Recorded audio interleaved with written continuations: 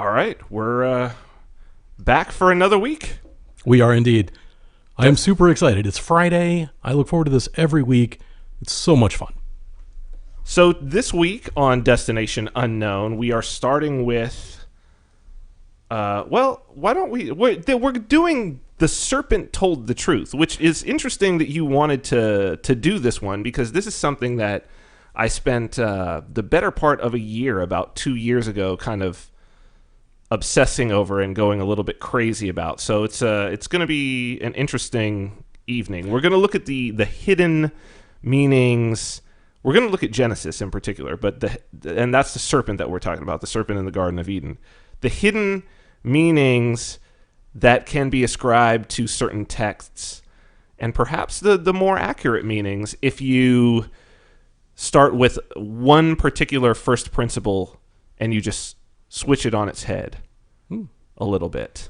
Absolutely. After our last conversation, and you talked about this, you brought this up during the last week's show, and you mentioned that you had done the Ascendant Project. And so, of course, I went home and binge watched like the first 10 or so. Right, thank you. And it was extremely interesting. And I thought, wow, we could like do multiple shows on this topic, but let's start with, like the basic premise, right? So I don't know if you want to kick that off, or... Well, before we do, we got wine again given to us by a friend. We're on a roll. We're on a roll with this, with the sort of wine sponsorship, wine gifting thing. So this week, if you can see, this is from a friend and fan of the show, Christina. She's actually been a friend of mine for quite a long time, and I know that I had introduced, or I had said last week, if you have a winery, we would love to talk about it on the show. And so we've got 2 wines. She actually sent over 3 bottles. She sent over a port, but that's not appropriate for this particular show. These are from Brooklyn West Winery. So thank you. First off, thank you, Christina, very much. Thank you. We're going to enjoy these. We have a 2011 Cabernet Sauvignon Reserve. We have a, what year is that? 2013, I believe. I think it's 13 or 14.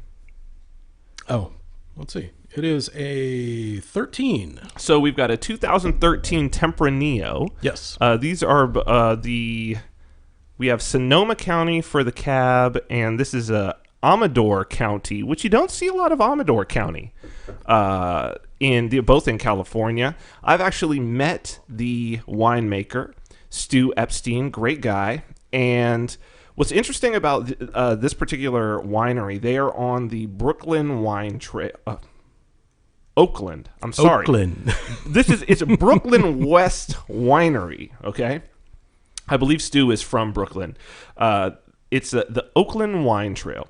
Now, what's interesting about the Oakland Wine Trail is you're like, wait a minute, Oakland Wine Trail, there are no vineyards in Oakland, which is true. And as you could tell, these are not from vineyards in Oakland. These are from traditional vineyards. But what is so cool is there you can go to Oakland. This is like around the Jack London Square area. You can walk around on this walking trail of wineries. Basically what's going on is there are these winemakers, and of course it's prohibitively expensive for someone to purchase a vineyard nowadays, right? Particularly in a good area.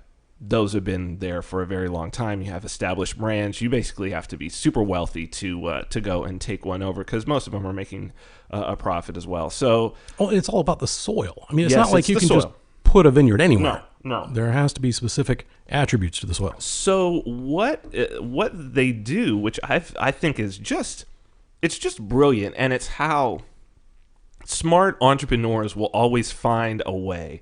If you give people enough opportunity, they'll find a way. So there are great winemakers, but who perhaps can't afford to buy a vineyard all for themselves. Stu had worked as a he's like a kind of like a chemistry expert Okay. The dude is highly technical in terms of being able to get just the right taste, and he knows what he's.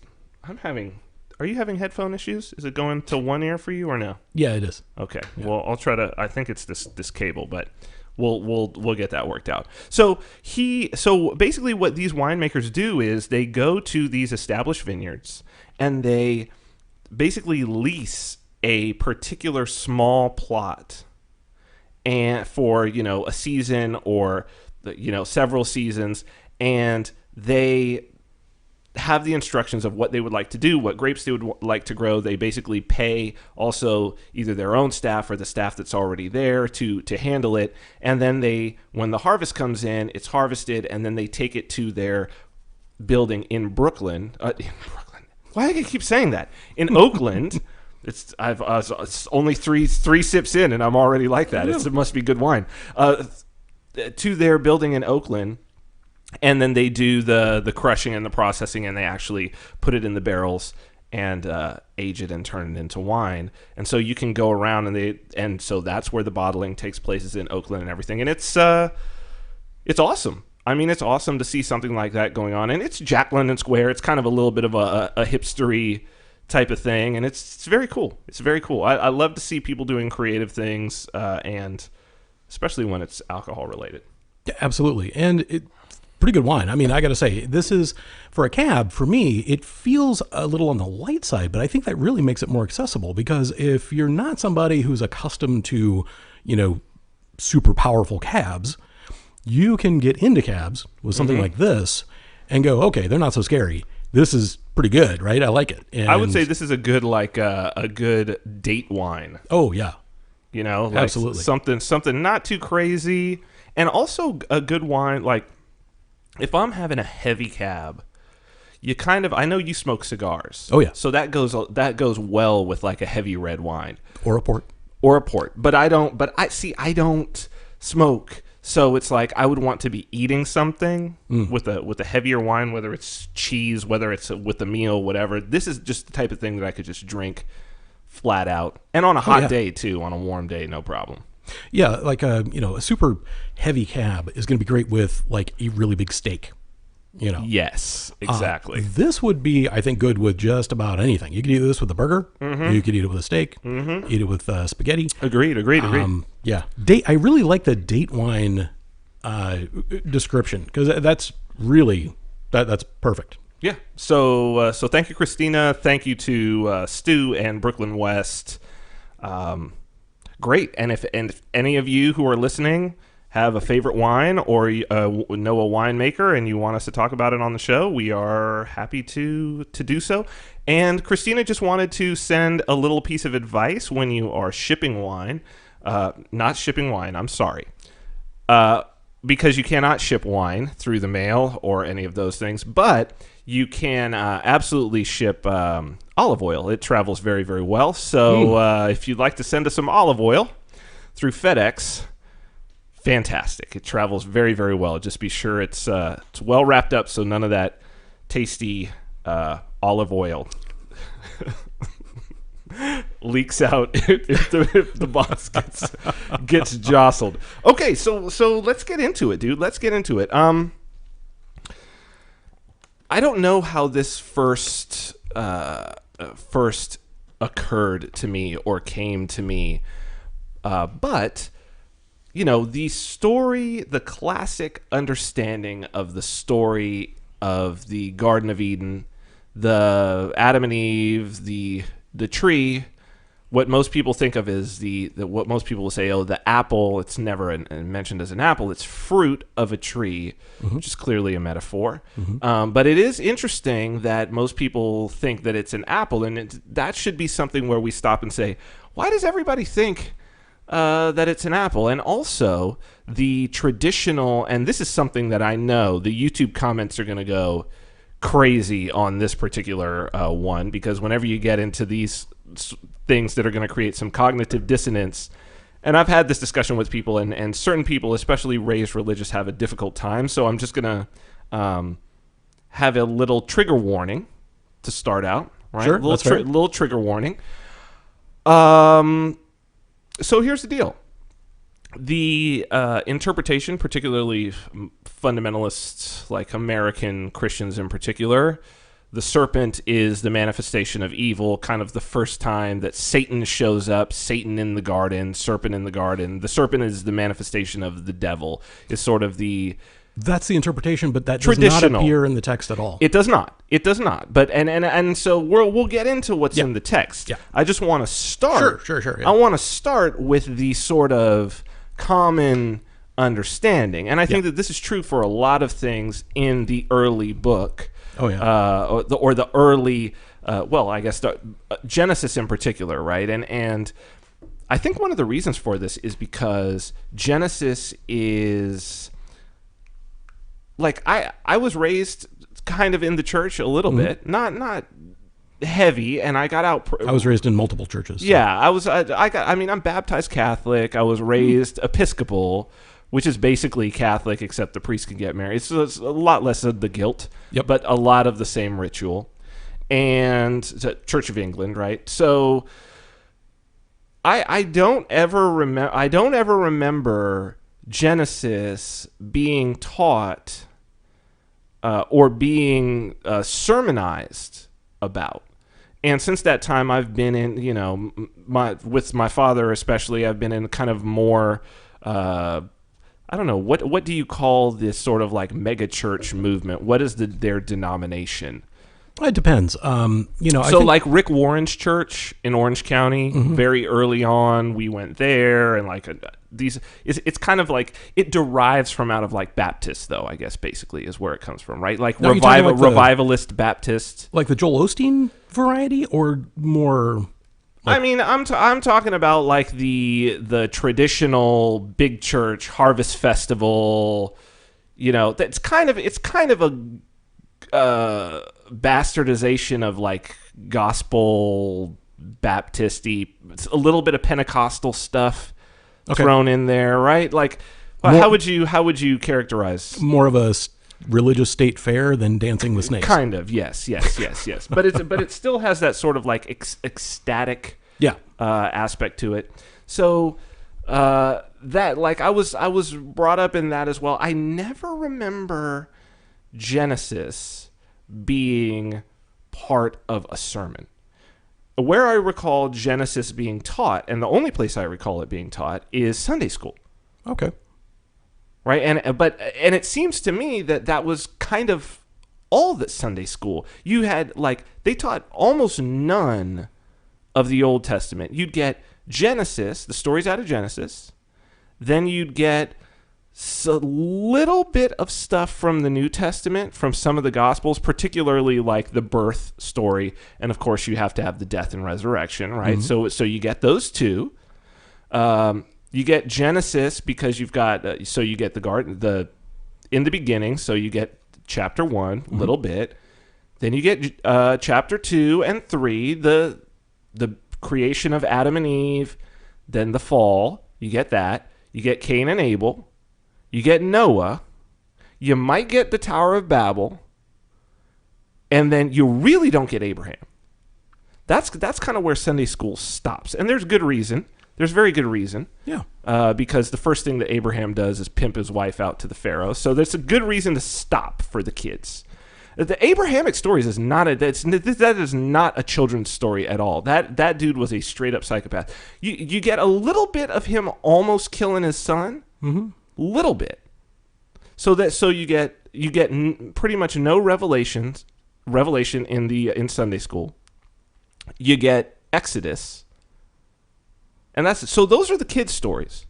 So but to me, it's no real surprise that you wouldn't want to allow adults, or you wouldn't want to encourage adults to look at Genesis.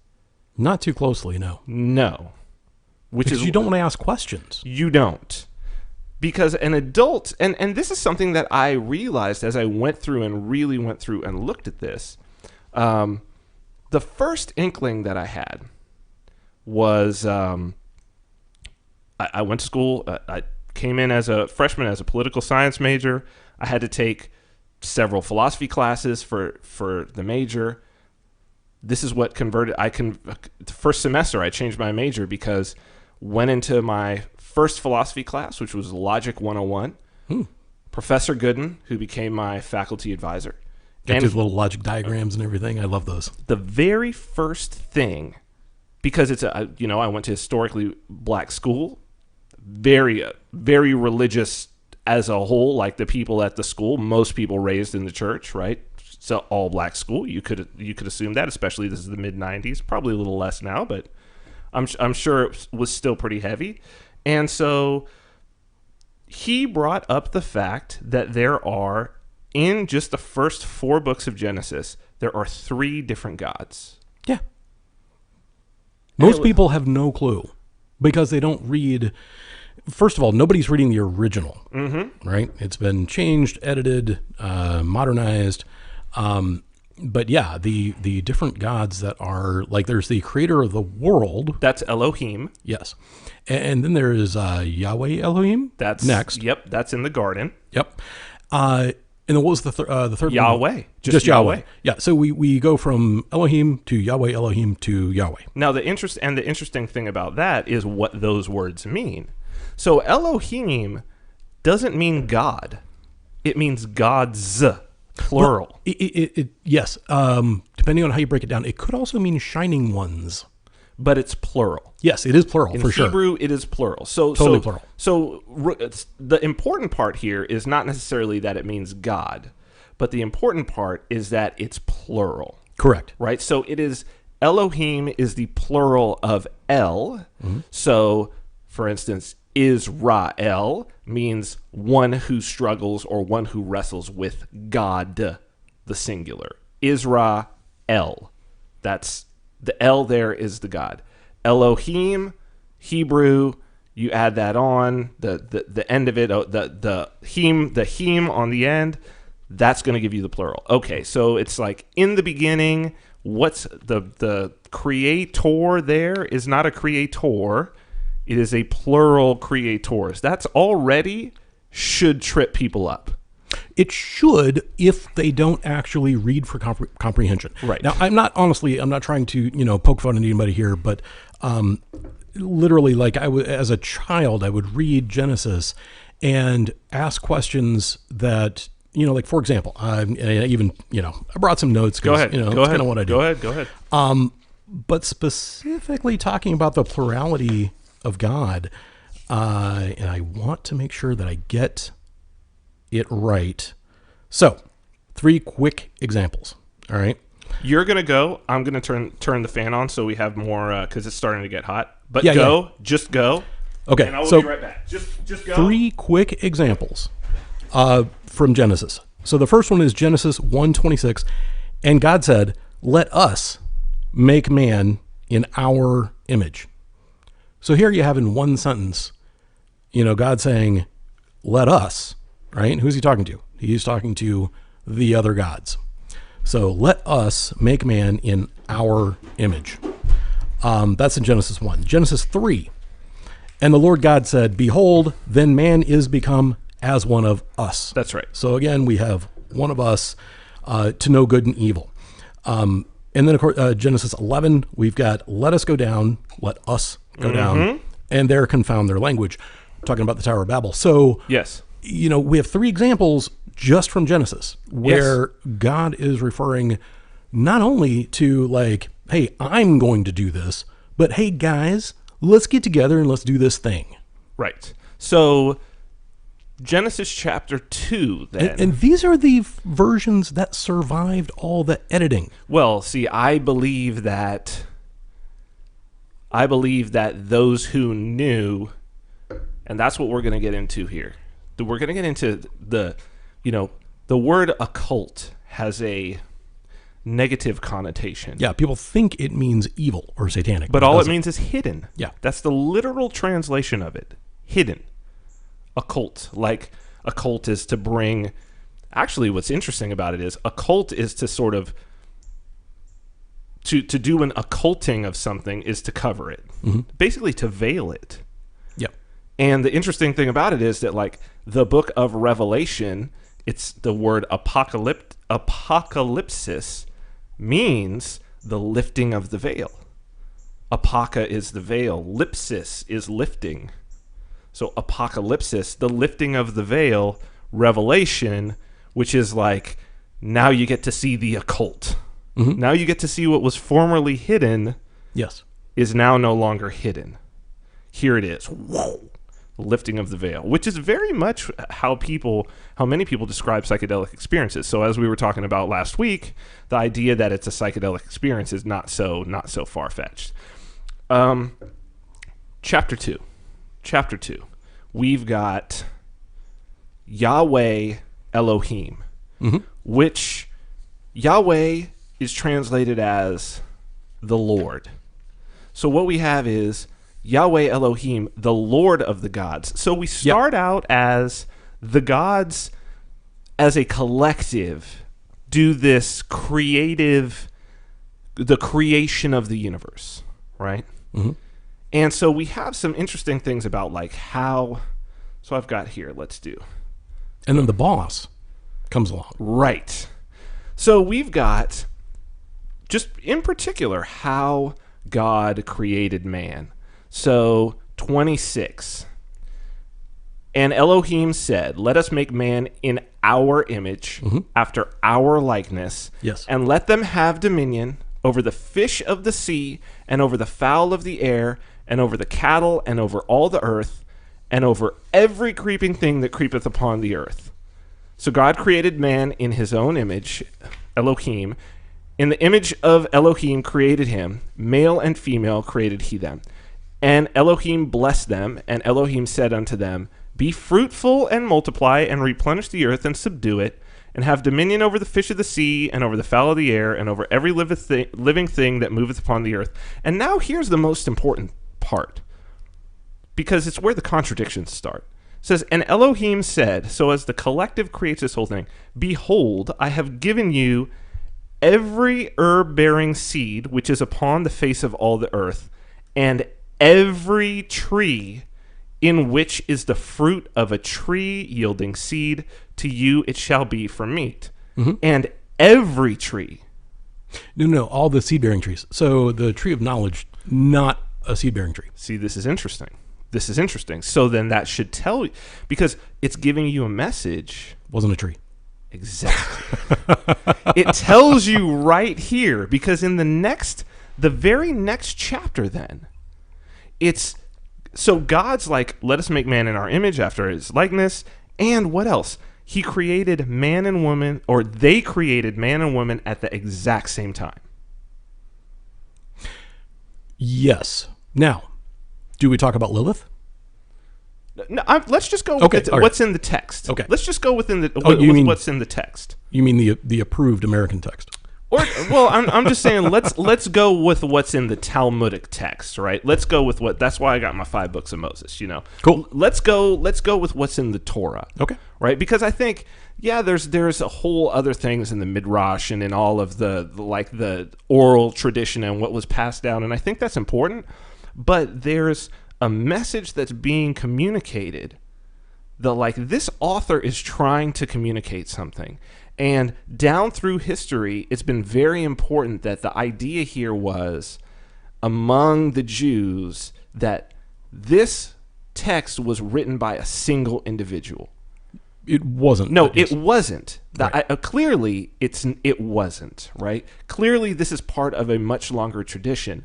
But there is the idea that, oh, no, this is written by a single individual, I think is an important meme if you're trying to address these sorts of incongruencies, because then it means, no, these are not incongruencies. These are here for a reason. There's a hidden message underneath. Yes. So there's that first hidden message that it's like, because literally, I mean, if you've got the scroll out, it's on the same scroll that first Elohim says, every tree. And then Yahweh Elohim says, except this tree. It's on the same scroll. Like, anyone studying should be like, raising their hand like, Rabbi, what's the deal here? And it's like, aha, these are the mysteries. This is not for everyone. This is only for those who are ready to take that next step. And I think that these are the important things. So you've got Yahweh Elohim. He's the one, Lord of the gods. But you even get, like as you read, when they say, oh, man has become as one of us, let us kick him out of the garden, lest he reach for the tree of everlasting life and live forever, right? Yes. So even in that same chapter, you have a council of the gods. Yes. Right? After this whole thing happens, you have the head going back, and you imagine it's a council like, they've eaten of the tree, what do we do? Like, that's in the book. Yeah, it's like reporting back to the board of directors. It's in the book, but yet it's like, well, hold on. How is this always being represented as the same entity? And it's only because you're teaching it to children. Right, and especially because the idea of the Trinity had not come along at that point. Right. So the whole idea of, well, God refers to the plural because of the Trinity, it's flawed logic, because at that time there was no Trinity. There was no Trinity. Yeah. Yeah, that's like a justification ex After the post fact. facto, Yeah, there right? you go. Exactly. Yep. So let's go Genesis. I'm going to go Genesis 2 here. Nope, that's where are my books? Book Genesis. How do I go to the next chapter? I have this real slick. Here we go. So, okay. So you got, and this is what got me, man. This is what got me was you get chapter 2, you get Yahweh Elohim. He's creating, he creates Adam. Interestingly, there's an interesting chronology here, and it's interesting and important for the fall. And that is, he creates Adam. He gives Adam the prohibition, do not eat of this tree. Yes. He only says, do not eat of the tree. Right. That's let's see if I can go back and find the exact one. He says, let's see. Let me go through all the names where he goes. He says, and the Lord God, so Yahweh Elohim, commanded the man, saying, of every tree of the garden thou mayest freely eat, but of the tree of knowledge of good and evil thou shalt not eat of it, for in the day that thou eatest thereof thou shalt surely die. That's Genesis chapter 2, verse 17. But God doesn't create Eve until 5 verses later. And he never gives the commandment again. No, it was left up to Adam. And Adam also a plural, right? Because Adam referred to all of mankind. Yes, not just that's one right, person. That's right. But yeah, so it was kind of left to him to, lord over his helpmeet, as it were. Yes. Or at least to inform her of the rules. Yeah. To tell her what's up, what we can and cannot do, which is really when you because when you don't break these things up into chapters and you go straight through, it's like chapter 25 basically ends with the verse 25 of chapter 2 Genesis basically ends with the creation of Eve, and then it starts like it's the creation of Eve, and then chapter 3 starts and it says, now the serpent was more, and the word that's used in the King James version is subtle. Yes. Subtle than any beast of the field which the Lord God had made, Yahweh Elohim. And he said unto the woman, like, it's weird that the description of the whole thing with the serpent is that the serpent is about to talk to the woman, but first he has to give a description about the serpent, and the description given, that word in Hebrew is actually clever or wise. And if you actually look at some of the Apocrypha, yes, the serpent is described as the most exalted, the most intelligent, the most wise, and the most beautiful. Aha. So, it's very interesting. If you change it from... It's funny that they use this word subtle still, right? Subtle than any beast of the field. It's Well, it's a subtle way of deceiving, really, because it's like they use the word wisdom throughout the King James Version. Mm-hmm. And it's the same word. Yeah, but wasn't subtle also used to describe Gandalf in The Lord of the Rings? There you go. I mean, so we're talking about we're talking about a wizard. Yeah, we're talking about somebody who's very, very wise. So then you've got this wise individual. So in the context of what we just talked about, it's like, and he said unto the woman, Yea, hath God said, ye shall not eat of every tree of the garden? And what's interesting is it's like, you could read that in a whole bunch of ways. Like, that's a hugely loaded question. Absolutely. Because God never told Eve that she shouldn't eat. Right. He told Adam that he shouldn't eat. And what's interesting is if you actually go back to or as it goes forward, God is upset that Adam ate it. Because he says, well, how did you know you were naked? Did you eat of the tree that I told you shouldn't eat of? And he says, well, the woman that you gave me, right, she gave it to me. He was mad at the woman for giving it to him. Yeah. But not for eating it. No. See, that's interesting. She could have eaten it. See, that's interesting. Yeah. She could eat it all she wants. Yeah. Because she never got the commandment. But she gave it to Adam. Mm-hmm. And it's such a trip. It's such a trip. So she says, and the woman said unto the serpent. Now, mind you that God has never said this to her. He's only said it to Adam. So the woman... And it's not that God doesn't talk to Eve. God talks to Eve several times. So it's not like a... Oh, yeah, no. Well, clearly, at the end, he says, woman, for what you've done, here's the deal. So they clearly are on speaking terms. They are on speaking terms. So it's not like he didn't have a chance. This is what I'm saying. Had he, this omnipotent, omniscient God, had he wanted to say to Eve, no, you cannot do this, he clearly could have at any time, but he didn't. At any time during newbie training, he could have laid that on her and said, hey, just so you know, that one tree, don't go near it. But he didn't. So it clearly wasn't for her. Right. Which is why the serpent is wise. And why he's asking, did God say that to you, though? Is it for you? And then the woman said unto the serpent, God, and this is so interesting, because again, he asks her, did God say this to you?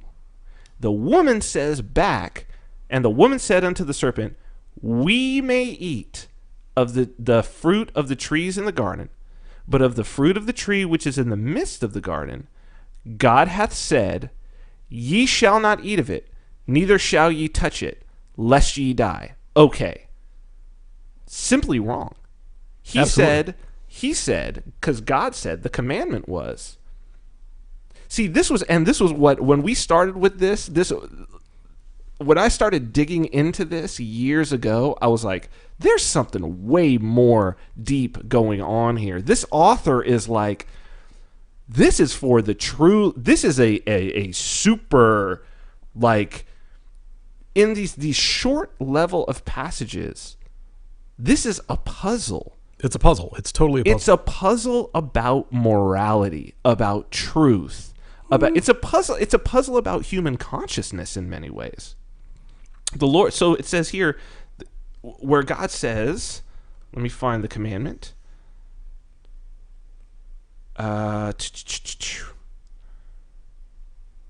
Okay. And the Lord God, Yahweh Elohim, commanded the man, saying, of every tree of the garden thou mayest freely eat, but of the tree of knowledge of good and evil thou shalt not eat of it, for in the day that thou eatest thereof thou shalt surely die. Now, what is the Hebrew meaning of that? So the Hebrew meaning, and it's used several times throughout the Torah, of this thou shalt surely die. It's actually the Hebrew literal translation is die, yes, die.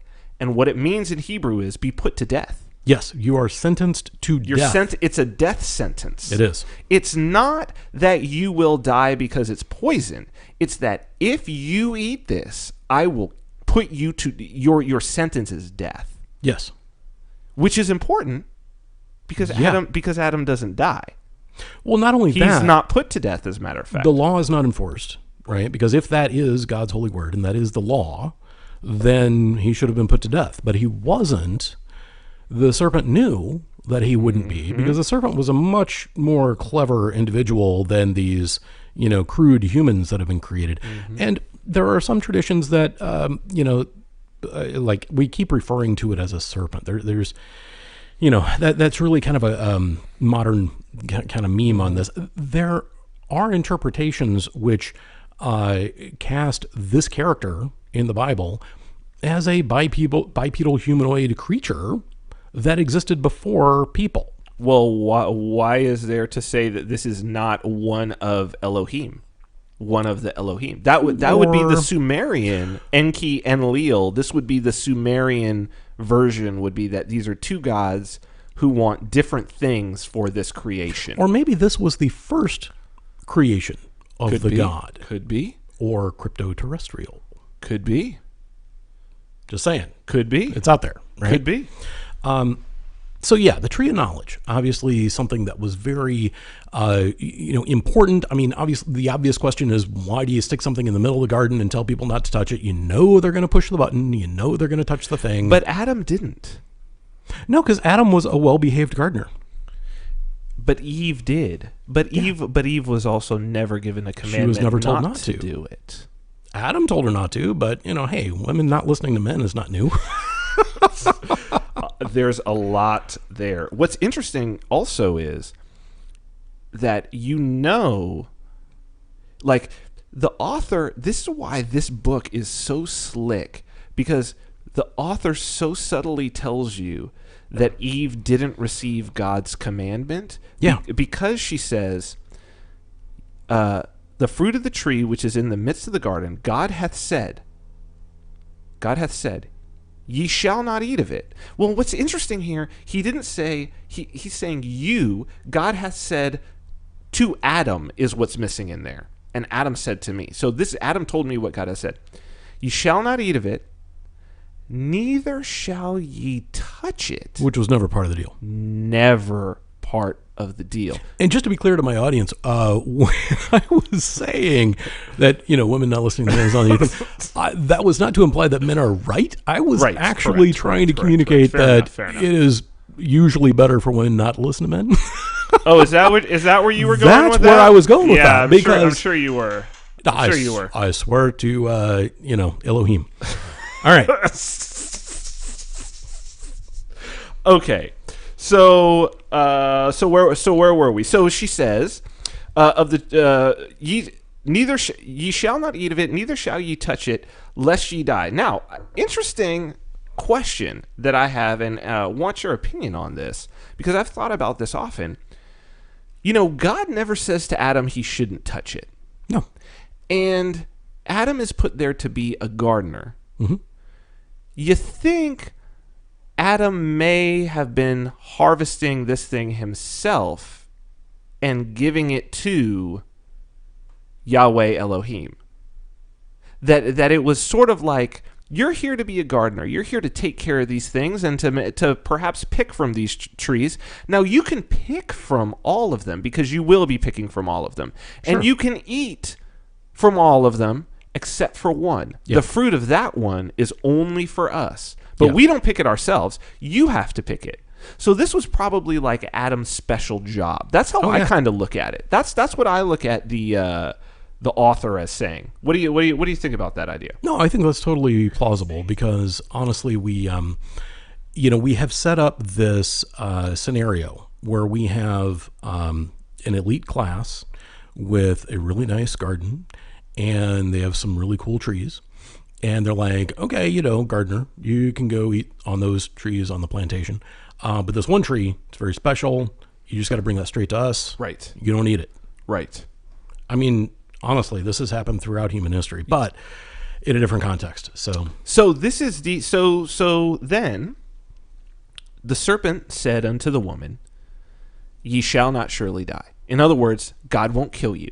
Right. But he says ye. He's saying you can eat this. That's what he's saying to her. You can eat this and God won't put you to death. You won't be punished. For God knows that in the day you eat it, then your eyes shall be open, and ye shall be as gods, knowing good and evil. So here's an interesting take on that phrase. And I think people get caught up in the morality, right? Like, so the only thing they didn't know was good from evil. They didn't know, like what was good and what was bad. Well, can we blah, talk blah, blah. about that from the Hebrew translation of good and evil? Absolutely, because my understanding is the original Hebrew is actually literally good and evil. However, there's a lot of feeling that this could be what's called a merism, which is a literary device. That's right. Which pairs opposite terms together. Yes. To create everything. Right? That's what it means, everything. When in Hebrew, like if they say that you would know black and white, that Yes. you would know up and down, that you would know everything. The Alpha and the Omega. It's amazing. I've got The that written down beginning right and here. the end. Yeah. So, and that is exactly what's being said here. They're not saying good and evil like we're going to know what's good and what's bad. We didn't know that before. They're saying your eyes will be opened to all knowledge, everything that possibly exists. Yes. You will know as the gods do. Yes. You will be as they are. Yes. So, then the woman saw that the tree was good for food, so she could eat it, and that it was pleasant to the eyes. So she'd never looked at it. She'd never before. even looked at it. She'd never even gone in there. See, it's in the midst of the garden. How hard is it to miss this thing? she was totally told by Adam, don't even get close enough. If you even touch this, you're going to die. She was scared. Yeah. So really what we have here, like it's so interesting that like the author is really saying it was pleasant to the eyes. He's saying she'd never seen it. She'd never looked at it. He's So Adam gets up every explicitly morning. Saying it. He goes to work. Yep. He's hauling his cart full of the fruit of the tree of God, knowledge. you can see this, can't you? And she just avoids the whole situation. And then he comes home, another day at the salt mine, See, but he's privileged. He's privileged in that he at least gets to go into that area. Or, and I think that this is important for seeing later on, for seeing chapter 4, the Cain and Abel story. Oh, yeah. Or what this is really about is it's about Adam's ego. Because Adam... He was the special gardener. Well, but was he? Right? And I think that this is something that we certainly, in the black community in particular, there is this legacy of the hierarchy of slaves. Okay. Right? Particularly in the American, that is U.S. slave experience, because since slavery was essentially, the importation of slaves was essentially outlawed within the Constitution at the founding of the U.S., but slavery itself was not ended. And there was a one-drop rule, meaning that if you even had one drop of black blood in you, then you were a slave. You had, How would they know? Well, because slave masters were enslaving their children. Let's take the example of Sally Hemings, right, who was Thomas Jefferson's mistress in France. His wife had passed away. Now, the thing about Sally Hemings is Sally Hemings was his wife's half-sister. She was the half-sister of his wife. Okay. She was his slave at the same time. So you imagine his wife, the sister of his wife was his wife's slave because her father had gone out and had sex with one of his slaves who got pregnant, who bore a child. That child was the slave of her father, and then became the slave of her. And then when she died, became the property of her widower husband. It's almost unimaginable. You know what I mean? This was the status quo. This was the status quo. So you had plantations where generations of slaves were the same bloodline of the masters. And so you imagine that within this context, you get so this is why there is the animosity. This is from where the animosity of, and God, I've experienced it being as light skinned as I am, right? Especially going to historically black university, where, by the way, I was not even close to the lightest skinned person at that school. I mean, there were blonde haired, blue eyed, but clearly of African descent individuals, and not albinos, but it's just like the percentage, you know? So that was the whole reason for the one drop rule, was that it was like, hey, if we can trace any of your lineage back, and we can trace it back because your family has never even left this plantation, then you're still a slave. But you figure, well, human nature being what it is, this was the status quo. This didn't mean that every individual within this society was a monster. And I think that this is slavery has existed since the beginning of civilization. I mean, one might argue that civilization is slavery in mass. I mean, and we talked about this, crypto-terrestrials, right? If that's the idea. So still, human nature being what it is. Well, you talk about some form of slavery or another every Monday on your show about, you know, how horrible the government is. This is what I'm saying. There you go. This is what I'm saying. It's not that it's left. It's changed in form, but certainly chattel slavery on this level by private individuals. Right. Human nature is still at play. Yes. Not every. It's actually folly to believe that every individual who owned slaves was actually liked the institution. I mean, Thomas Jefferson is a prime example, right? Because we have some historical evidence. The man was elected into what was essentially the Parliament of the Commonwealth of Virginia. The first thing that he did as sort of a freshman legislator, we know this because we have the public record in Virginia, the first bill that he tried to get passed was he tried to decriminalize the freeing of slaves. Freeing your slaves in the Commonwealth of Virginia was a criminal act. If you were a slave owner, you could not free your slaves if you wanted to. Wow. You would be imprisoned, and they would just be caught again and given away as the state's property or sold at auction to some other slave owner. His first act was to try to remove that law, and it was voted down. Wow. It was voted down. So, human nature being what it is, you know, here you have these individuals on a plantation who are the children or cousins, you know, of the actual people who own the plantation. Well, obviously, they wind up in the big house as they're still servants, they're still slaves, because, well, there's nowhere else in society for them to be. It's not like you can't send them to the store. There's no stores anyway.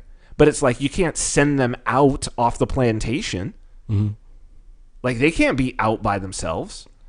No, but there's a hierarchy within the slave community. Exactly. And the ones that get to serve in the house are considered, but a lot of that is because they're the actual literal children of the, you know what I mean? And human nature being what it is, like, it's like, that is actually my child. Like, looks like me, sounds like me. Yeah, I actually want them near me. Now, this is the society they're going to be serving in this capacity as a servant or whatever, but it is actually, my child. And so this is how you get the whole like house Negro, field Negro sort of situation. And the whole like light skin, dark skin. Wow. That's where this all comes from. This is the legacy. But it's to say that like, okay, well here we at least have this historical example that is very real, very poignant. We really know that this happened and this existed in the society in which we live just a few hundred years ago of a stratification of slaves. Here we have a description of slaves being created to serve. Adam is created to be a gardener. Mm-hmm. I mean, you could call it what you want. He's created to be a slave. Yes. And prevented from having the knowledge that he is a a slave. slave. But Eve, this is what's so interesting about this. Like, Eve is not created to work. No. That's the weird part about this. Eve is not created to garden. Eve is created to be company for Adam because all the other animals failed as company. Right. They were unsuitable as helpmeets. So God is trying to. It's so interesting because I think that there's such a cool like connection to today. It's entertainment. God is enforcing this slavery with entertainment. Yeah, keep them distracted. They won't ask questions. Which is exactly what most people live in their day-to-day lives. They try to stay distracted. The people seek out distraction so they don't have to deal with reality. And, that's why they spend so much time playing video games, going on Facebook, social media. I mean, we are surrounded by distraction, but we're also surrounded by knowledge if you seek it. If you're willing to go into the midst of the garden and eat from the tree. Very true. Because you could look at the tree of knowledge as the internet. Because it 100% is that. Yeah, we have most of human knowledge available online for free. Well, who's to say that the tree of knowledge in this story isn't a version of an internet? Oh, it absolutely could be. Who's to say that it isn't, that every day Adam goes to this little thing and it gives him his instructions for the day of what he needs to do, but that there's more on it too. Mm-hmm. And that the serpent knows how to use it. And he goes and he presses. It's like my favorite movie, The Fifth Element. Oh, yeah. Love that. Multipass. Lilo Dallas Multipass. There's the scene when she makes it to the priest's house. And she's like eating like crazy, right? Because she's kind of this newly created the weapon. And then she gets this download of all the history of like, she presses this, but kind of goes on the internet and it's just like, and she sees the war, she sees all this, but she sees beautiful things too. And she like starts crying and it's crazy. And it's like, I think, and it's such a beautiful movie and it has all of these religious overtones. And I think it's about this story. I think she's supposed to be Eve, right? Who's to say that that's not the tree of the knowledge of everything? Or the same kind of mechanism in the Matrix, right? Where they would exactly. just, upload like, I need to know how to fly a helicopter. Boom. I know how to fly a helicopter. There's the tree of knowledge. Yeah. That's the tree of knowledge. And it's not just good and evil. It is literally everything. And everything. The knowledge, so if you look at the Gnostics, right? So the Gnostics actually looked at the serpent as a giver of knowledge, right? So the serpent gives a choice, right? It's like, hey, it's a good tree. You're not going to die. The serpent never forced her to do anything. Nope. Well, it says it right here. When the woman saw the tree was good for food and it was pleasant to the eyes, and a tree to be desired to make one wise, she took of the fruit thereof and did eat, and gave also unto her husband with her, and he did eat. It's so interesting. It doesn't say the serpent gave it to her. No, she just went. Yeah. It doesn't even say that the serpent was there at the time No. He just could have done it in passing. Yep. Like, oh, no. You know what? You won't die.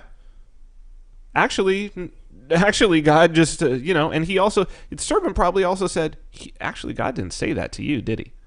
Because that's all you got to say to a woman. I'm going to go there. I'm going to go there. That's all you would have to say, especially to a young woman. It's just like, but did God tell you, though? Did he tell you, though? Or did he just tell that fool? Yeah. You don't listen to some man? Please. Come on. You're your own woman. You're grown. Yeah. You can make your own choices. That's make right. your own decisions. You're always going to listen to Adam all the time? Look at how dumb he is. He doesn't even know how to bathe. He can't do anything. What can he do? He's out there. God didn't tell you that. If God had God. He tells you to do things. If he would have wanted you to do something, he would have told you. That's just Adam. That's just Adam trying to be in control of you. But you be in control of yourself, girl. Go do your thing. He's trying to keep that tree all to himself. He wants it all for. And I'll even bet you Adam's eating from that tree and not bringing you any. Oh, bastard! I always knew he was an asshole. I always knew, girl. I always knew he was an asshole. So she gives it to her husband, and the eyes of both of them were open. Yes. And they knew that they were naked, and they sewed fig leaves together and made themselves aprons. There's a lot there. Oh, yeah. So much there. There's a lot there just in that one. It's so interesting that it's like they knew that they were. I've thought about this. I've thought about this quite a bit of what all of this could be describing, right?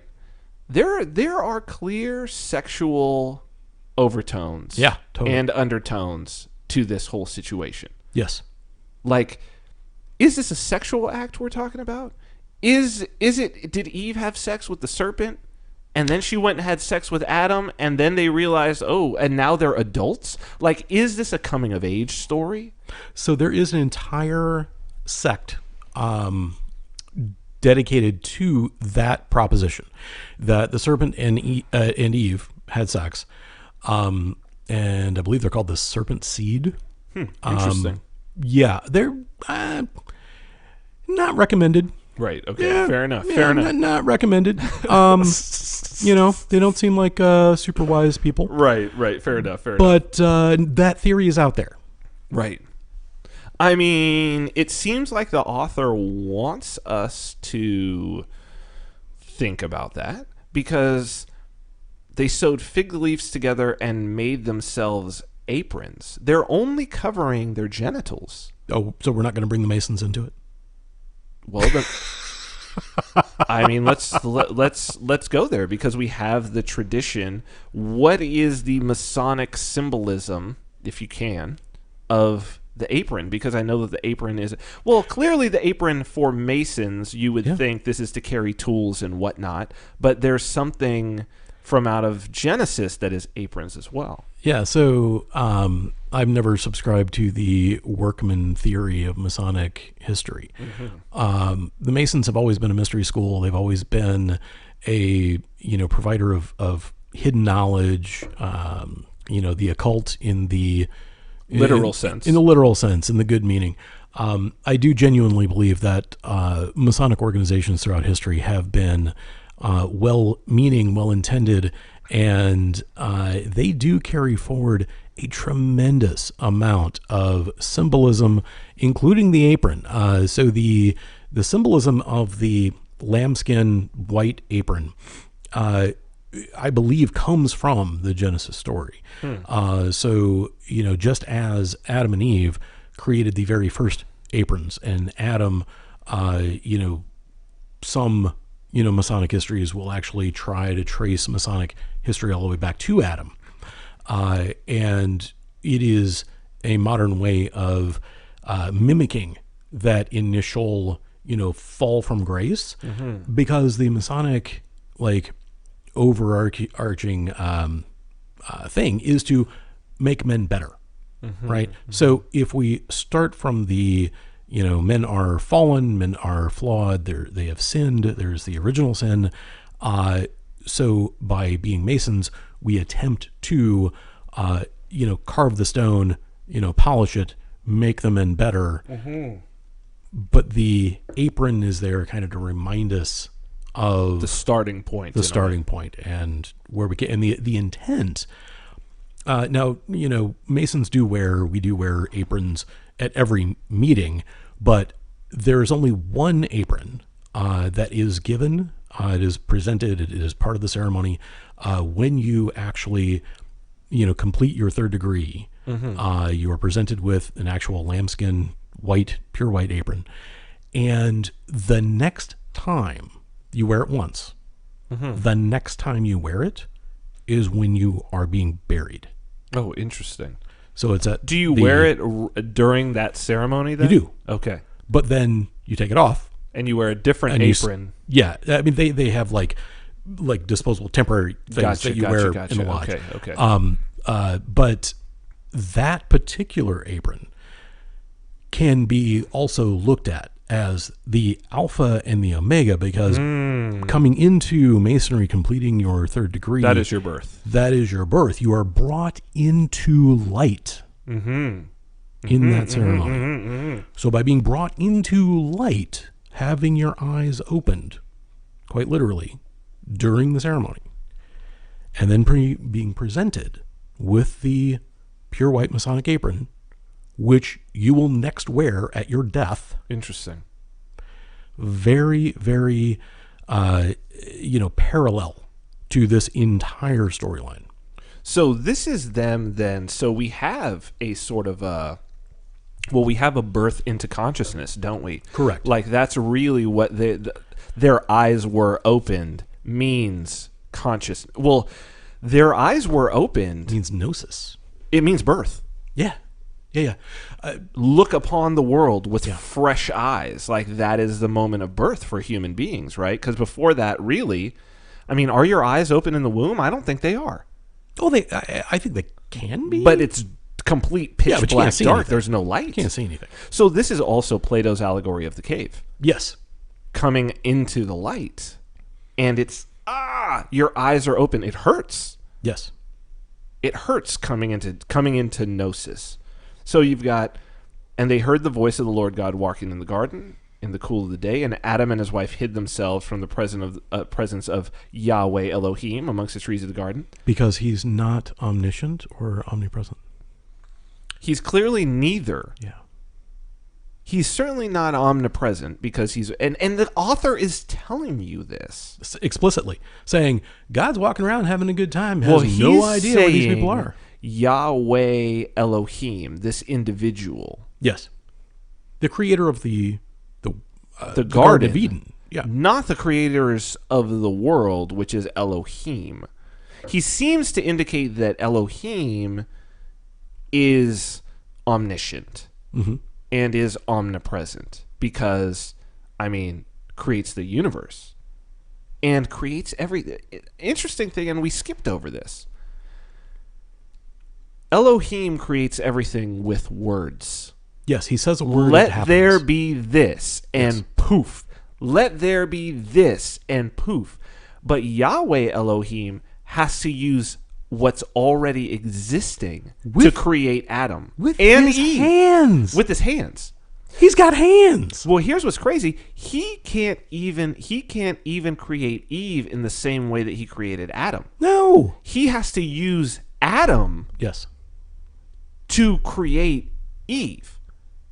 He can't just create another clay model. He can't do it. Yeah. He can't do it. And it's so interesting that Yahweh Elohim can only work with the tools that causes the waters to come up from out of the ground. But the ground is already there, created by Elohim, who created it with a word, who separated the waters with a word. Yes. And then said, it's good. And that's the other thing. Yahweh Elohim creates things and then says, it's good. It's good. Creates man and woman together. What do we got? On the sixth day, It's all about, and God said, and God said, and God said, and God said. And God saw everything he had made. This is after he creates man and woman. And God saw everything that he made, and behold, it was very good. And the evening and morning were the sixth day. Thus the heavens and earth were finished, and all the host of them. And on the seventh day, God ended his work which he had made. Elohim ended his work which he had made, and rested on the seventh day from all his work which he had made. It was good.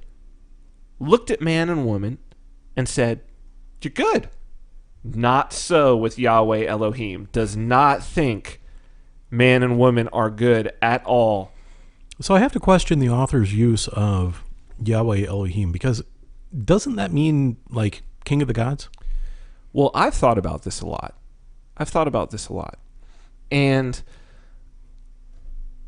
you have to, so let's imagine that, let's imagine this is a literal story, right? Okay. Like the fundamentalists want to believe. Sure. That this is a literal story. Okay. In order for it to have reached a point where someone could write this down, Mm-hmm. this story is going to have to travel as an oral tradition. Oh, yeah. Okay. So let's say it is literal. Let's say it has traveled as an oral tradition down through the generations. Who would be the first historical individual who would be able to tell this story? If we're saying that this is all historical. It depends. Okay. There's two ways I can go with this. Well, I've got I have two answers myself, but let's Man, we have four answers. So let's start simple, right? Okay. All right. Let's go with the simple individual meets you on the street. The Bible is the word of God. It's a literal word of God. Yep. The earth was created like 9,000 years ago. And I'm like, okay, I'm going to roll with you. I will roll with you on this. But we do know someone wrote this thing down. Sure. And that person who wrote it down was not there in the Garden of Eden. No. Because that person, Adam was illiterate. There's no talk of Adam writing. Well, there is talk of him and Eve having their own language, This is fine. but that's This is fine. not in the canon. But No. go ahead. So it's clear that if you look through the story, it's clear that the first individual who would have been able to tell this story, who would have been able to retell this story, or the first two individuals, let's say, are Adam and Eve. Because this story is certainly not told by Yahweh Elohim, because this story takes place outside of the garden. Adam's kicked out of the garden along with Eve. The story continues from that point. There's no further story from inside. There's no further reports from inside the garden. Let's just put it that way. No. So, okay. So, just so I'm aware, are you going to the Apocrypha, the books of Adam and Eve? We are sticking to the text today. We are sticking to the text. Darn it. We are sticking to the text because it's interesting. And the reason we're sticking to the text is because this is a show for skeptics. Sure. So I want to address and embody fundamentalist as skeptic. Right? So the person who would be skeptic of, because this is who we're really talking to, right? The people who are listening right now who are getting triggered in this scenario are not people who have read the Apocrypha. Those people are just finding this interesting. Sure. The people who are being triggered right now are people for whom they've never heard anything like this before, and that their interpretation is that the Bible is the complete literal word of God. And I'm just like, I'm willing to roll with that. Mm-hmm. I'm willing to roll with the idea that perhaps this story actually happened and it's been passed down. But the question is, who was the first person to... So for instance, let's go with this. We know in the next chapter that the next individuals presumably on the planet. Now there's some weirdness here. There's some weirdness There's a lot because of weirdness. they're I clear, want to there- talk about there it really cle- There bad. clearly are other people on the planet. What? There clearly are other people on the planet because Cain and Abel, or at least Cain, has a wife. We know. No. He goes off to the land of Nod.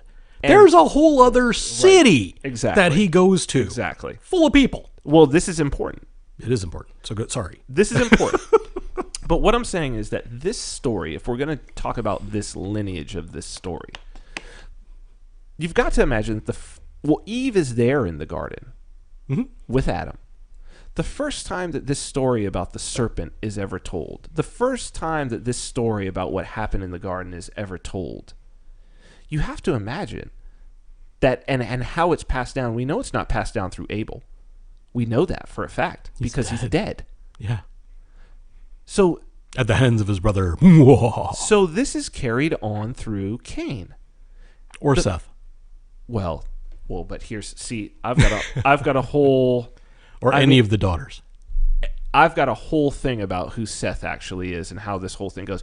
I think that what is happening in Genesis is, I think that the author is making it very clear, and I think he makes it clear in the lineage, because there's this very weird section, right, where it's talks about the king list, basically from Cain down to Lamech, right? And then you have a similar king list repeated down to Noah, Lamech being the father of Noah. So it's going down through that, except those two king lists, when you look at them, are not the same list. Yes. There's people out of order. It's two different stories. And I think what you have continuously throughout Genesis is the author giving this message that when you actually read it and you actually look, you're like, wait, this is written by the same person, or it's the idea is that what the rabbis are telling of the occult telling is like, no, read it. Just read it. Read it for the mysteries. And because the it's almost like an intelligence test. It is. It's an intelligence test because the intelligent student is like, Rabbi, these two lists are not the same. Like, these names are reversed. This one says he was the son of him, and this one says he was the father of him. And the rabbi says, he's a smart one. Put him through. It's the test.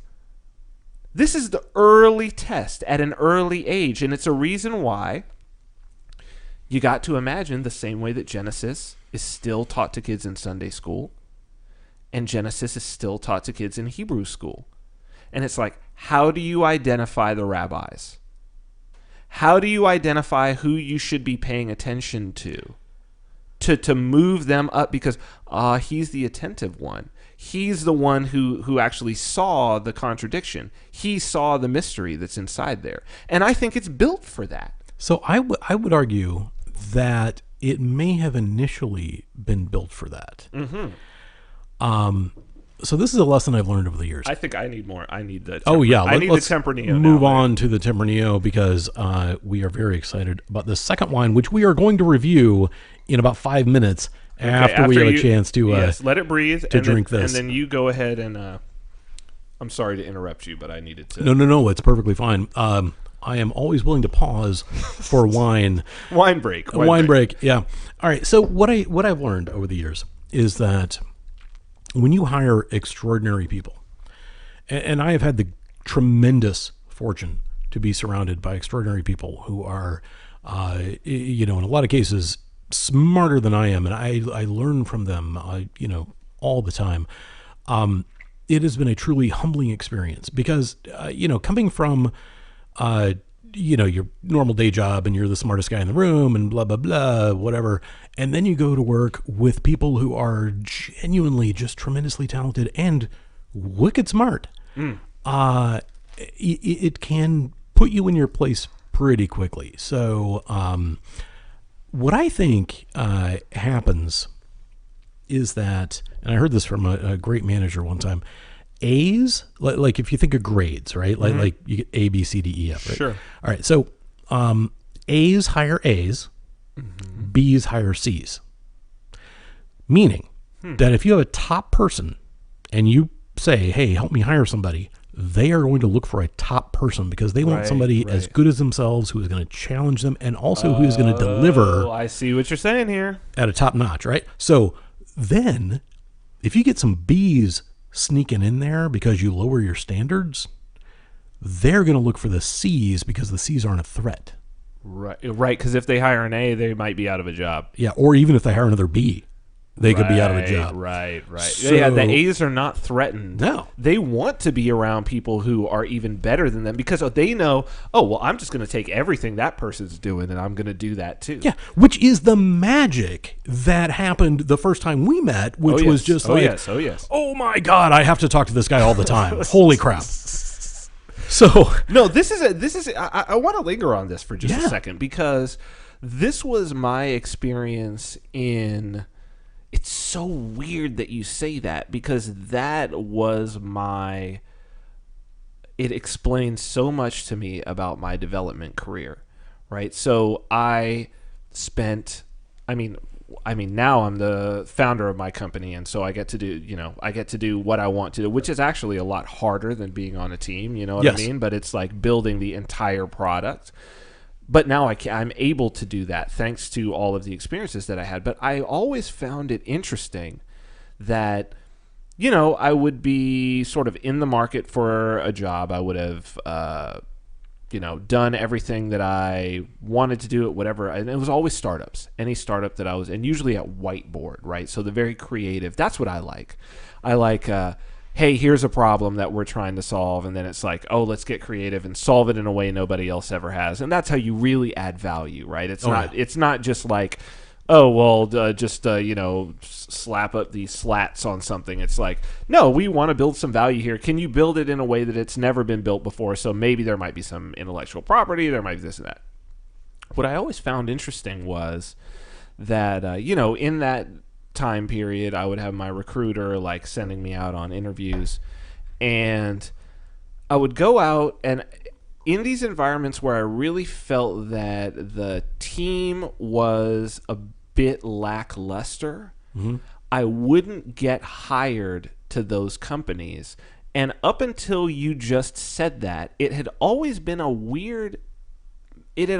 mystery to me that like what always ended up happening was literally the only company that would say yes to hiring me was a team of absolute rock stars. Yeah. Where I was like, when I would go into an interview where I was like, oh, I'm going to be the most talented developer here, I would never get hired.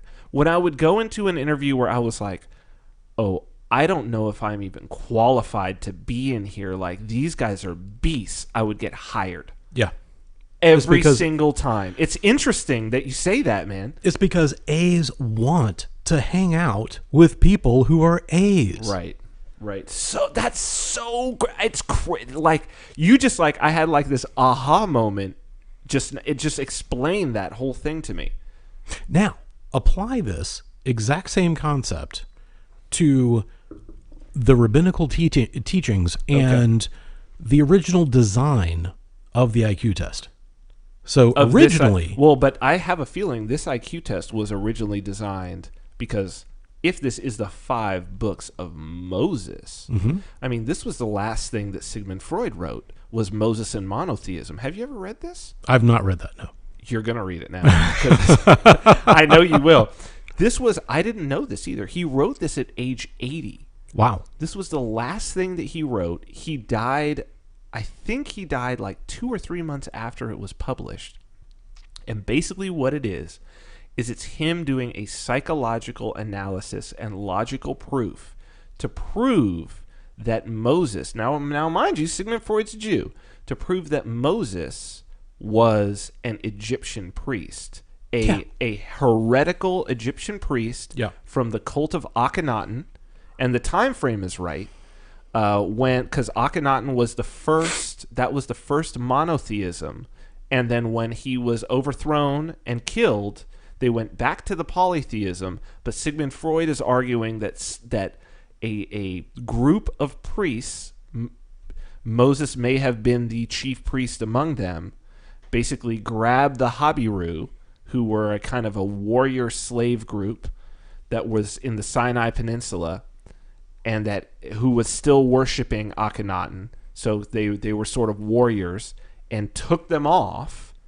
And that really what Judaism is, what he's arguing is that what Judaism is really an evolution of what you're seeing is you're seeing the Akhenaten, the religion of the Aten, moved, and then like with the various tribes that were in that area, it morphed. So he's trying to say that, yeah, all of Western history is basically an extension from the Pharaoh Akhenaten. Well, the name Moses is an invented name.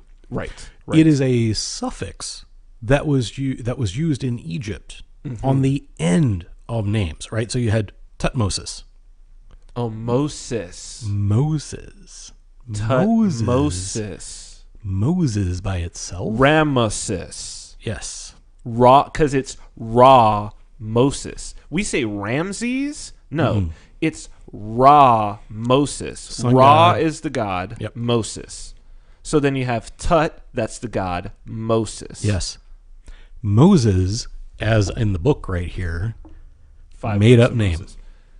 Or not necessarily made up name. Or used for that purpose, basically. But a sort of a there's a great have you seen the movie The 13th Warrior? I've It's, heard of it. I haven't seen Antonio Banderas. Yeah. Love And he's great in this one. And it's actually it's great what they did is they took Beowulf it. Oh.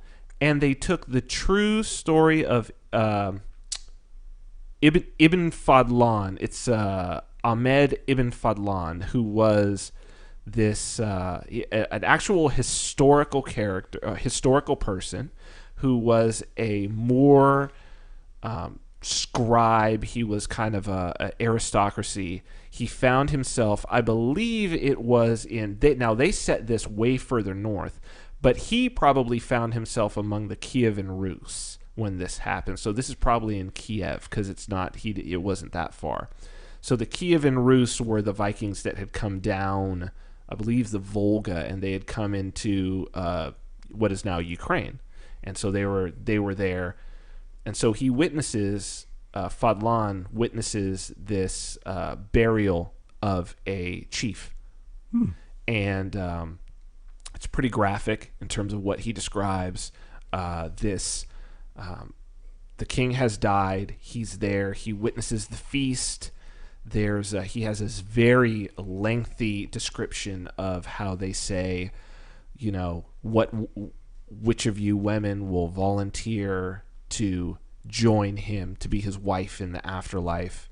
And this slave girl brings herself forward and says, I will do it. Oh. And he talks about this whole ritual of her sort of being passed through these houses, and all these men have sex with her, and then they do this thing, and then he discusses the ritual killing and all of this. So this is like the first documented recording of Fadlan. If somebody just goes and looks it up, Fadlan, Vikings, whatever. So basically, this is like a historical fiction thing. Antonio Banderas is playing Fadlan.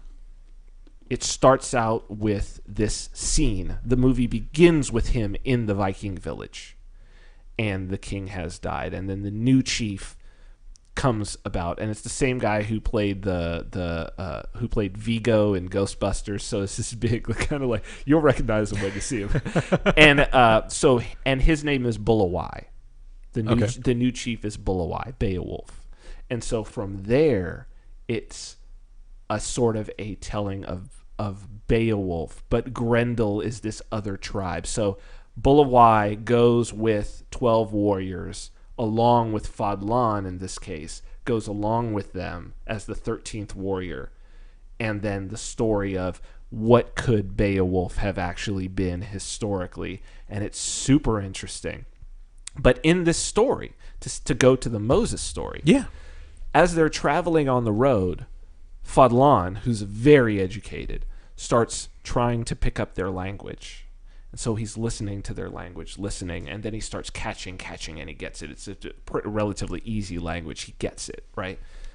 And then they say something about him, and he says something back to them in their language. And they're like, "Whoa, what is this? He speaks our language. What the hell?" And then then they're like, "I'm so and so. I'm so and so. I'm so and so. I'm so and so." And he's like, "I know that." And they're like, "Well, what's your name?" And he's like, "I'm Ahmed ibn Muhammad ibn Abda ibn Abda ibn Fadlan." And they go, "Aha, Ibn."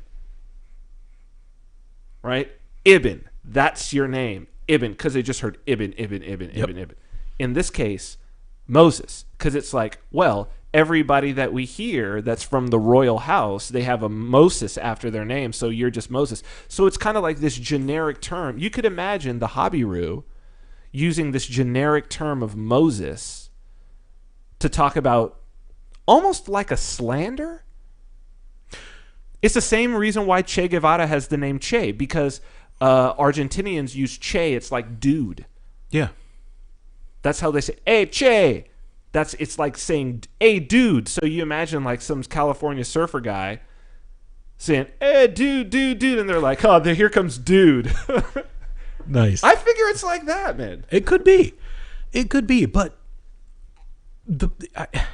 Moses is not a fully formed. It's not a name at all. Name. No, it is part of a name, and I think that is understanding that is critical, and it feeds into the whole puzzle that was initially laid out. Because all this whole thing, the entire book of Genesis, being a puzzle, approaching it as if it's a puzzle. It's a puzzle. And then looking for those who can solve the puzzle to move into the rabbinical elite. I think at some point in time, we got some B's in there, and they started recruiting C's, because it may at one point early on have been this elite class with advanced knowledge and secret knowledge and all that, but then it just became not even advanced knowledge or secret knowledge, but just like, who do you want? Because the earliest leaders were judges. How do you want to pick your judges? Sure. Right? How do you want to pick your judges, and how do you want to pick your teachers? Because right. You have to pick your teachers so that they can look out for the next generation. That's right. Of advanced students, and it's all about. There usually is in any kind of religion or society like this. There is usually an elite class that share some kind of secret knowledge, and it's parodied as like, oh, you got to know this secret handshake to get into the club or whatever. Right. But but it's a metaphor for that also, isn't it? Like the secret handshake, or here, I'll give you the secret words, right? I mean, I'll give you an example of like the last dev team I worked on at this startup was by far the best. One guy was like straight up like white hat hacker, like member of Anonymous. I remember one day he was like, the Iran protests were going on, and he's like, "Guys, I'm not going to be working on anything today because I'm opening up internet for Iran today for this protest that's going on." And we're like, cool. And the head of the team had like written all of these crazy frameworks from scratch, like things that were being like he had written the framework for livestrong.com, like the entire framework from scratch. Wow. And it's just like these amazing guys. But what was funny was I don't know how it somehow came along. Somebody had put in like just as a stub in the database something like one of the users' name was Yo Mama, but they spelled it wrong because they were doing it fast, and who cares? It's a stub, right? So it was You Muma, and so we would all see this all day, right? As this was being pulled out of the database as we were writing code, and so then we started calling each other Mumas, right? So it was Mumas. And what was interesting is that as we started to hire new people onto the team, the question would always be at the end of the interview, well, are they a Muma? Right. Are they a right. Muma? Yeah. And it was like, that's all we had to say. Yeah. It was like, are they a Muma? And immediately. And it's like, Nah, they're not a Muma. Yeah. They're not a Muma. And it was, thinking back on that now, I'm like, we were looking at it as a joke, but it was a high level of communication that we were having. Yeah. Of this term that meant nothing, but yet that meant everything. And we all understood exactly what it meant. Yes. And a lot of that kind of language occurred back in the day when this stuff was written. I'm sure. Yeah. Well, this is the software of organizing human beings. And the Egyptians had figured that shit out. Yeah, they were great at everything. They had been at it for a long time. And this is a breakaway group of them going off on their own into the wilderness and being like, okay, does this shit still work? Like, or does it only work within this? I mean, it's very much like what's happening in New Hampshire. You know what I mean? Where people are like, can this work on any scale? Does it only work, in this one particular place, or can we take it? But clearly, this organizational structure can work in a lot of I'm saying the organizational structure out of the Talmud and out of the Torah can work in many situations over time. And I think that's kind of the intellectual error that people make when they think about, and not to get political because this show is not about politics. No, fair enough. Fair enough. But I think that's that's the mistake that people make about socialism, is they just think the right people haven't done it at the right time. And that is erroneous thinking. Well, because the good organizational structures is almost like it doesn't matter what the time is. And there are always the right people somewhere, and the right organizational structure will find them. Yes. And that's what this book is meant to do. This book is meant to find the right people. Right. The people who are willing to read it, look at it logically, and ask questions.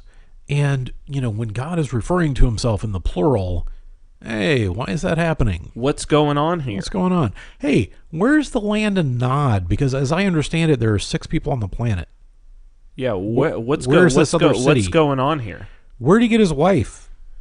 Oh, well, maybe he married his sister. Now, if you think about, here you have a society where the initial, we know because the book of Judges, the initial leaders, the initial means of organizing their society, which, by the way, still this means is still going on. I mean, in Arabia, I mean, that's what Muhammad was. That's what he went to Medina to be, was to be a judge in this. Because when you have tribes, you have to find a way to mediate between these tribes. And so this judge character, this judge role is a incredibly important role. And the first leaders, if you want to call them that, of the Israelites were these arbiters, these arbitrators, these judges.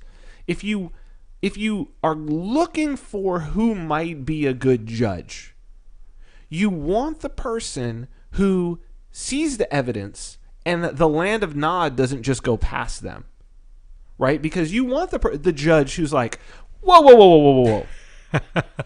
Wait a minute. So first you just told me this. Yeah. And now you're telling me this because I remember what you said here. And now you're telling me this. That's not consistent. Explain yourself. Like, that's what Judge Judy does. Yeah. Like, the thing is, every show. It makes perfect sense. Yeah. That the one text that you had that was kept sacred, the most sacred text, was the intelligence test for your judges. That's what this book is. That's what it is. It's an intelligence test to be like, even at a young age, okay, you first read this, you go to Hebrew school. Like, that's the tradition. You go to Hebrew school, you start learning Hebrew. Why do you learn Hebrew? So that you could read through this book, so that you could be like, excuse me. And that characteristic, even if you think about like the stereotype, right, of the sort of like Jewish individual, is like, Excuse me, no, that's not what that was. You said this, now you said this. First you told me it was this price, now you're saying it was this price. What's changed here? Like, these qualities, you see the lineage of the idea of being a good judge. And that this is like this idea passed down through time. When you look at the book in that light, it's like, oh wow, this isn't just put here for you to worship. This is a tool. Right. This was a powerful, powerful, powerful tool. Because 99.99 whatever percent of people will just accept it at face value, never question anything. And those people should not be arbitrators. They should not be judges. They should not be leaders. At all. It's such a binary pass fail. They're not mumas. Like they are look at their not life, they are mumas. not mumas. That is absolutely correct. So, the question of the origin of a lot of these stories. So, I really have to... Okay. So, what I would like to do is... Let's do it. I would very much like to share just a little bit of the Epic of Gilgamesh. The floor is yours, sir. Okay. So, first, let's talk about Enkidu and Shamat. Okay. Enkidu, wild man, Bigfoot, created by God from clay, lived in the wilderness Sounds like Alan. amongst the animals. Okay. Shamat, she was the female entertainment Okay. at the temple. So in a Temple prostitute? yes. Okay. So temple prostitute, for those listeners who may not be aware, it was a thing back in the day. So her job, because the gods were upset with Gilgamesh, and they're like, "Oh my God, Gilgamesh is causing us a lot of problems. We got to fix this guy." To clarify, this is the Babylonian.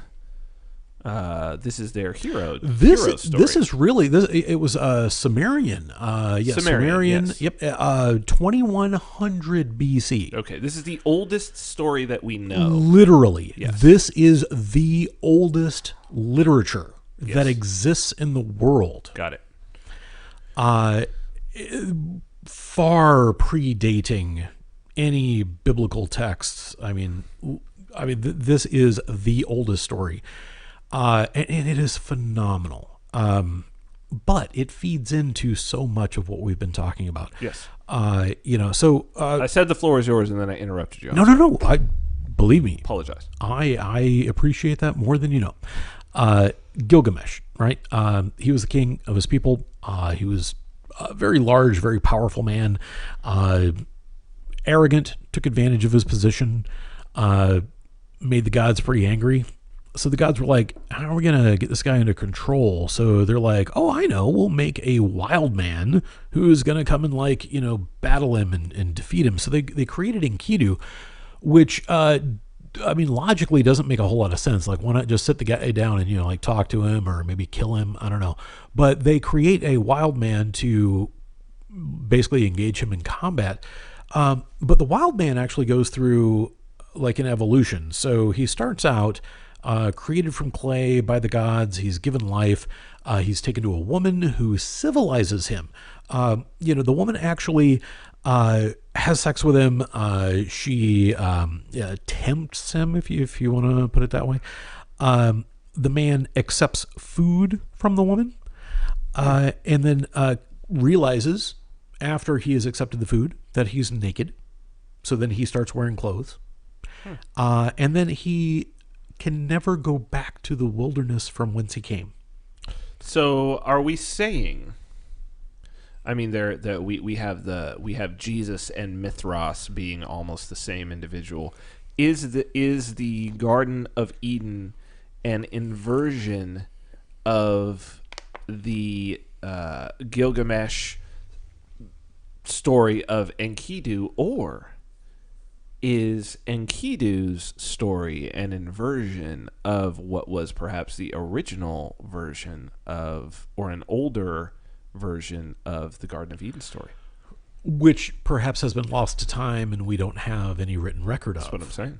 So what I find interesting is when there are common myths across a great variety of people and localities, and when you have the same story that is related in very, very similar ways across basically every major civilization on the planet, there's something fundamental that is being communicated.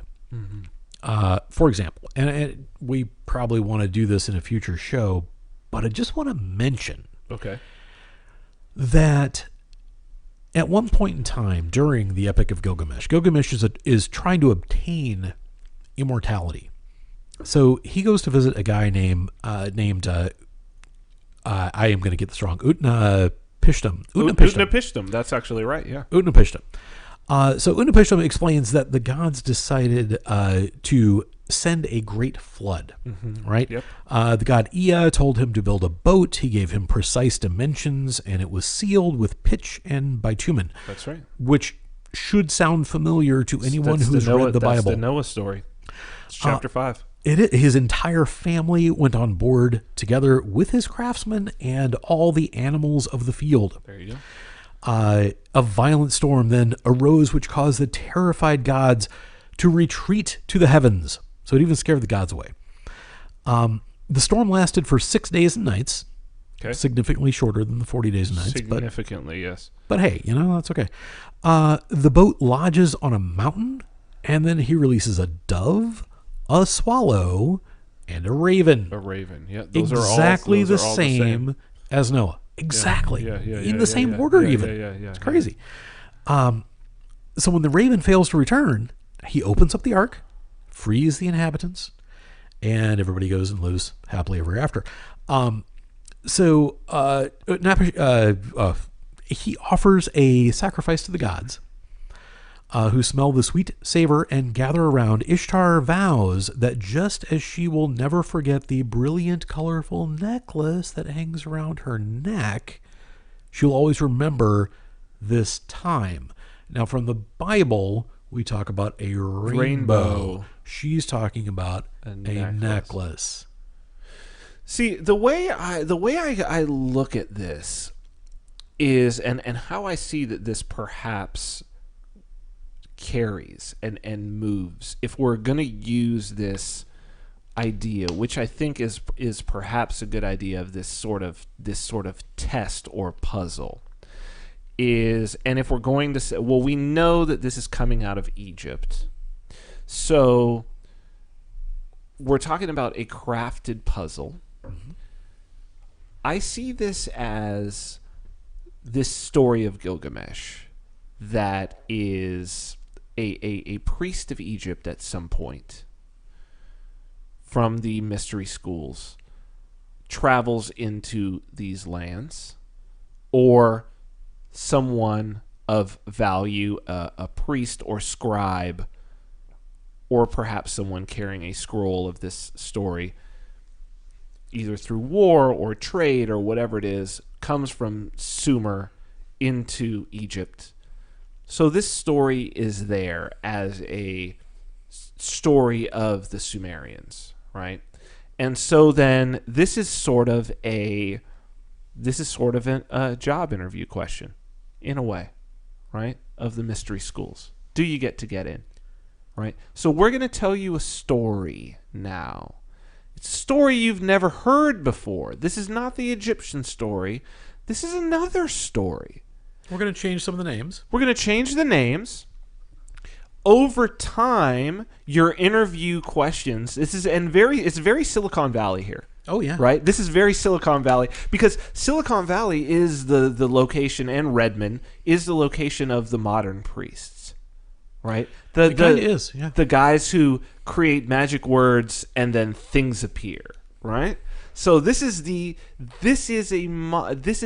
Egyptian version of, well, how do we pick the priests? How do we pick the ones who will carry on this lineage? And so it's like you're sort of brought in. And then it's like, okay, here's this story. Now read this story. Okay, now come back to us. It's like, wait a minute. I've heard this before. And it's like, what's going on in this story? And they're like, some people are like, okay, well, there's this guy, Adam, so first there's the thing, and then there's this guy, Adam, and then he gets kicked out, and then he does this and this and this and this, and that's the story. And they're like, okay, thank you very much. Goodbye. And then somebody comes in and he's like, what's wrong with this story, man? Like, first this is all messed up, and then there's this, and then this king list is wrong, and they're like, you could come back tomorrow. That's what that's what I'm seeing.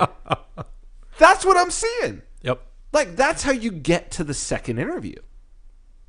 And that would be carried out. Because you think this Pharaoh Akhenaten, he had changed so much, right? So the idea is like, of course the Egyptian priests had their way in the old polytheistic system. They had their way of choosing new priests. He would have to have a way of choosing new priests.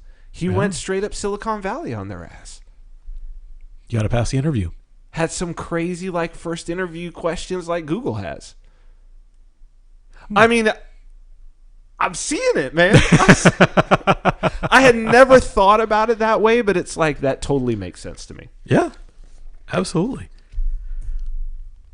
So very strange. Very strange. So, I gotta rethink my whole drink on this. This is very interesting. By the way, Tempranillo is quite tasty. Yes. To rate the Tempranillo. Cheers. You know what? We are closing in on the end of this thing too. What? Oh my God. All right. Couple things. Let's do it. All right. So Epic of Gilgamesh, right? I mean, like literally the Garden of Eden pulled directly from the story pretty much. Yes. Ecclesiastes actually has a story about a triple-stranded rope is not easily broken. Mm-hmm. That exact phrase occurs in both the Epic of Gilgamesh and in Ecclesiastes. Wow.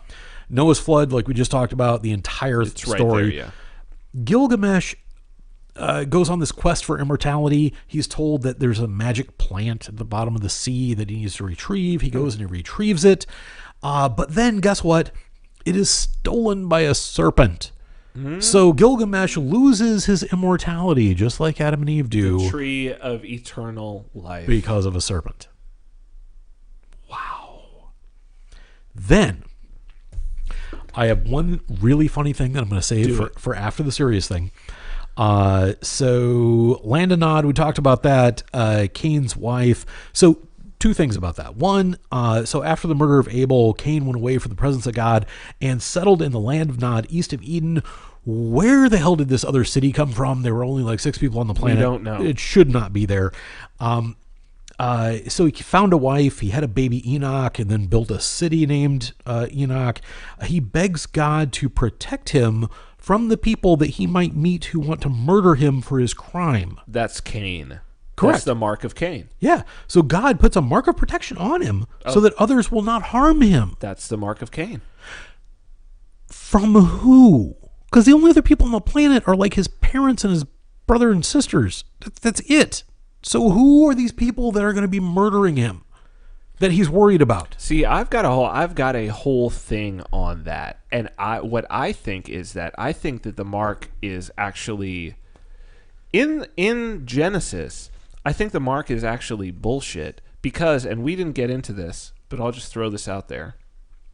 I'll throw this out there for the people who are now like, I'm gonna go and look at Genesis, and I'm gonna like it's a puzzle. Everybody listening must read Genesis this week. At least to Abraham, right? Once you get to Abraham, that's when it gets super freaky. Like it's super freaky. So read at least to Abraham and then stop. So I guess that's a 4, 5, 6. It's either 6 or 7. You can stop at chapter 6 or 7. So Adam and Eve get kicked out of the garden. Yes. We are in chapter 4 at that point. and I will just I will go with this, and then people can read it for themselves, because this one was one that kind of blew me away. So it starts with, and Adam knew his wife, and she conceived, and she bare Cain, and said, I have gotten a man from Yahweh. And she again bare his brother Abel, and Abel was the keeper of sheep, but Cain was the tiller of the ground. And so then we go quite a ways, and it says, and in process of time it came to pass that Cain brought of the fruit of the ground an offering unto Yahweh. And Abel, he also brought the firstlings of the flock, and the fat thereof. And Yahweh had respect unto Abel and to his offering, but unto Cain and to his offering he had not respect. And Cain was very wroth, and his countenance fell. Because Yahweh was keto. Well, here's the question that I have. The first verse is very, very interesting. And Adam knew Eve, his wife. Now, it's interesting. Adam knew Eve, his wife, the tree of knowledge, and then Adam knew. Well, so you've got the sex there. Yeah, because the biblical knowing. Right? So knowing is sexual. So we're drawing back to this thing we said. But what's interesting is she said, and she conceived and bare Cain, and said, I have gotten a man from Yahweh. Yeah. But wait. You're not in the garden anymore. You are kicked out, and this is a new God. This is not Yahweh Elohim. Yeah. This is just Yahweh the Lord. This is not the Lord of the gods. This is just the Lord. And what's very interesting is what God says that the woman's curse will be. Unto the woman, he said, I will greatly multiply thy sorrow and thy conception. In sorrow thou shalt bring forth children, and thy desire shall be to thy husband, and he shall rule over thee. Yeah. Your husband will be your new Yahweh. And Adam knew his wife, and she conceived and bare Cain, and said, I have gotten a man from Yahweh. Adam becomes the king of his own castle. Adam, I believe, Adam is Yahweh in this story. Or is this some weird prima noctis? Well, no, because it says Adam knew his wife. But maybe Yahweh knew her first. On that, I advise everybody to go and read this crazy-ass book of Genesis, because it is a puzzle, and if you really go in, and most people haven't checked it out since Sunday school, if you really go in and look at it, you are going to be blown away, because there is some really cool stuff in it, and I would love to hear what people think about this. And absolutely, if somebody has enjoyed this and wants to be the next wine sponsor, show@vinarmani.com. Shoot me over an email. I will tell you how you can do that. Thank you again to Christina. Thank you to Stu Epstein and Brooklyn West, because this was fantastic. The cab was great. The Tempranillo is great. We're gonna go and taste some port at some point if I can sober up just a little bit. But be sure to. I gotta admit, the Tempranillo is my favorite. The Tempranillo is very good. That's sort of the specialty over there. But I like bold wine. It's good. So it's good. It's good. Yeah. So you can now check us out, of course, on iTunes and Stitcher. We'll be back next week. I have no idea what we're gonna do next week. We figure it out usually on Wednesday like or Tuesday, so. Wednesday. We're like, hey, you want to talk about the Bible? And we're like, yeah, sure, why not? It's like, hey, I watched your videos. Let's talk about those. Okay. This has been great, man. I'm enjoying this. This is super, too good, man. Super fun. I love you, brother. Fun. All right, brother. So we're out. Thank you for tuning in. We will see you again next week on Destination Unknown.